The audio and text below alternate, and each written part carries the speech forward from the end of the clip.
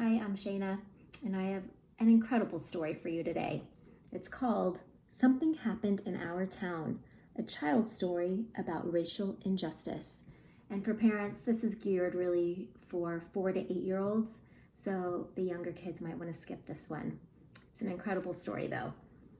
It's written by Marianne Celano, Marietta Collins, and Anne Hazzard, and illustrated by Jennifer Zivoyne. Let's find out what this story's about.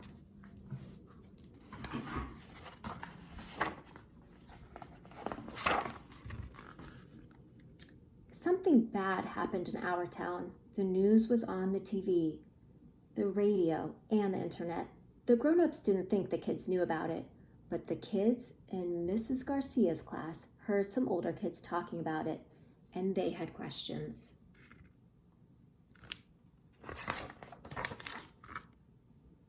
After school, Emma asked her mother, "Why did the police shoot that man?" "It was a mistake," said her mother. "I feel sad for the man and his family." "Yes, the police thought he had a gun," said her father. "It wasn't a mistake," said her sister Liz. "The cops shot him because he was black." Emma was confused. "He is brown, not black," she said. "Some black people have dark brown skin and some have light brown skin," Emma's father explained. "Black usually means African American. Most of their ancestors were brought here from Africa as slaves."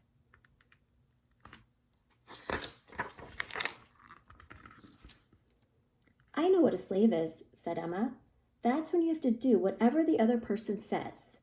Yes, slaves had to do whatever white people told them to do. Even after slavery ended, white people didn't let black people live where they wanted, go to school with white people, or vote. Who are white people?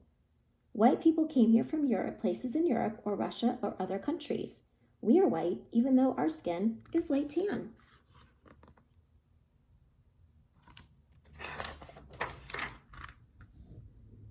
"Did our family do those bad things a long time ago?" asked Emma.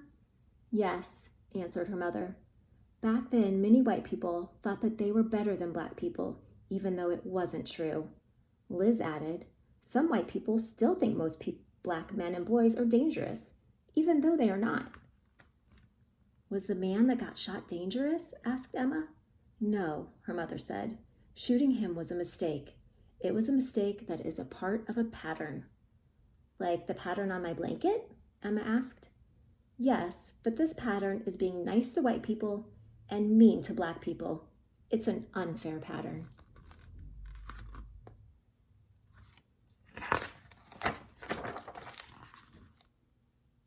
"Suppose you had a birthday party and invited everyone in your class except the black kids," her mother said.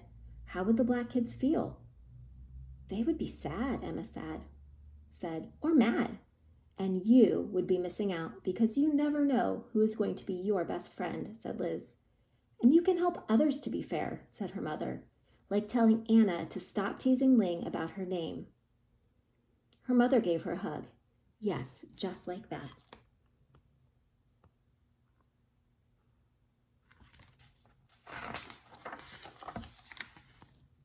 In another house, Josh asked his mother, "Can police go to jail?"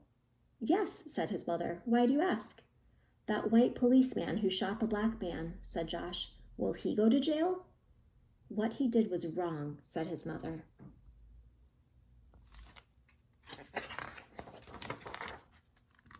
"But he won't go to jail," said his father. "Why not?" asked Josh. "Cops stick up for each other," said Josh's brother Malcolm, "and they don't like black men."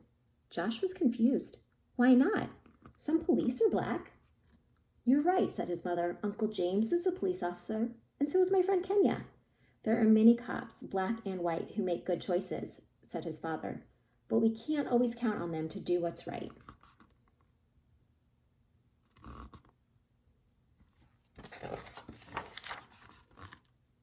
Malcolm added, "I could get stopped by the police just because I'm black, even if I don't do anything wrong." "That's not fair," Josh said. "What if it was a white man in the car? Would the police have shot him?"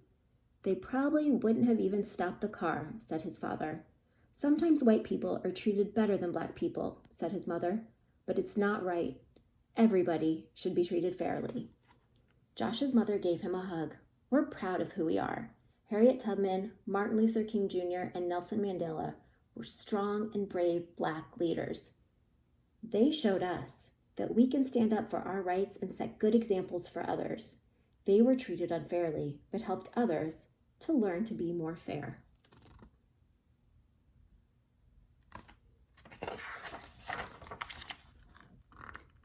Some people haven't learned yet, said his father angrily. Why are you mad? Asked Josh. I'm mad that we're still treated poorly sometimes, but I can use my anger to make things better, said his father. Black people have a lot of power if we work together to make changes.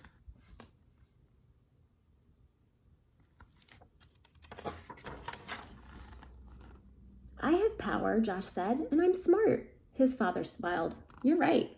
His mother added, and you can change people's hearts by sticking up for someone who is not treated fairly. Like how Malcolm sticks up for me when the kids tease me about my glasses, Josh asked. He tells them to step off. Just like that, his parents said.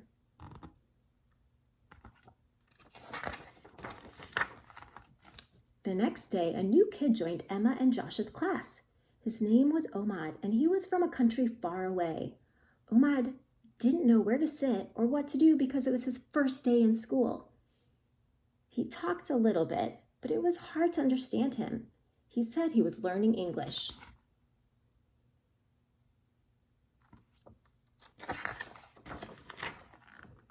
After lunch, the class went outside to play soccer. Daniel and Sophia picked kids up to be on their teams. All of the kids were picked to be on a team except Omad. Daniel said Omad probably didn't know how to play because he was new. Sophia said Omad might not be good at soccer. Josh remembered what his mother said about sticking up for people who were treated unfairly. Emma remembered what her mother said about unfair patterns and birthday parties. All of a sudden, Omad wasn't alone. Emma and Josh were leading him to their team. We have enough kids on our team, Daniel said. We don't need him. But Josh was ready. Step off, he said. He's playing. Yeah, said Emma. We don't want to miss out. And just like that, Emma and Josh gained a new friend and started a better pattern in their school. The end. What a wonderful and important story. I hope to see you soon. Bye.